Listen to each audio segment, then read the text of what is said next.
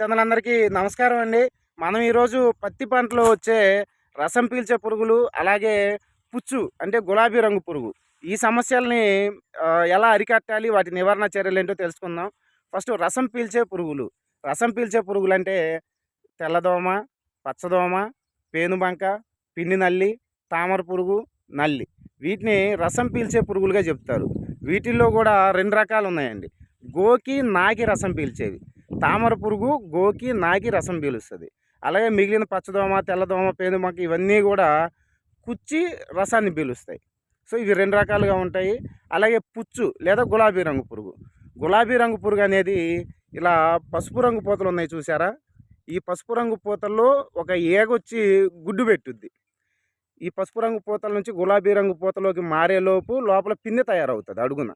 So ఈ పూతలో ఉన్న ఆ గుడ్డు పురుగుగా మారి ఆ కాయలోకి వెళ్ళిపోతుంది కాయ తయారయ్యే టైంకి.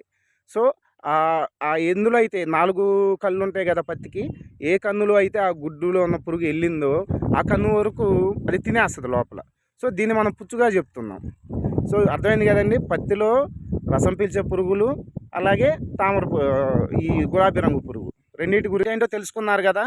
అలాగే వీటిని ఎలా నివారించుకోవాలి, ఎలా అరికట్టుకోవాలి అంటే మనం మామూలుగా పత్తిలో రసం పీల్చే పురుగులకు ఒక మందు కొడతాము, అలాగే పుచ్చుకో మందు కొడతాము.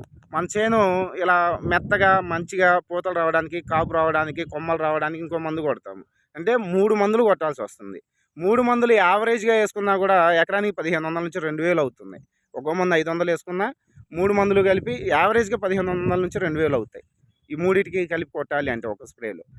మన కాన్సెప్ట్ ఏంటి? తక్కువ పెట్టుబడితో ఎక్కువ దిగుబడులు సాధించాలి. సో అందుకే మీ ముందుకు ఈరోజు తీసుకొచ్చాను ఎంబిట్ అండ్ పాలివియా. ఈ ఎంబిట్ అనే మందు ప్రపంచంలోనే అతి చేదైన మందు అండి. ఎంత చేదంటే ప్రపంచంలో అంతకంటే చేదైన మందు ఇంకొకటి ఏమి ఉండదు. అది మన పంటల మీద స్ప్రే చేసినప్పుడు ఏం జరుగుద్దంటే మొక్క యొక్క ఆకులు, కొమ్మలు, పూతలు అన్ని వేరు వ్యవస్థ నుంచి మొక్కలో ఉండే అన్ని పార్ట్లు కూడా అది సర్క్యులేట్ అయ్యి మొక్క మొత్తాన్ని బాగా చేదయ్యేలాగా చేస్తుంది. ఈ రసం పీల్చే పురుగులైనా, ఆ పుచ్చు పురుగులైనా, గులాబీ రంగు పురుగు అయినా ఏదైనా కూడా రసం పీల్చాలి అంటే దానికి తినడానికి అనుకూలంగా ఉంటేనే తినగలదు. ఇలా చేదుగా ఉండి అది తినడానికి అనుకూలంగా లేకపోతే తినలేదు కదా. ఎలాంటి రసం పీల్చే పురుగులైనా సరే 3 రోజులు లేదా 5వ రోజుకి చనిపోతాయి. సో మనం కొట్టిన ఒక 1 అవర్ నుంచి చూసుకుంటే 3వ రోజు లేదా 5వ రోజుకి మొత్తం అన్ని రకాల పురుగులు క్లియర్ అయిపోతాయి.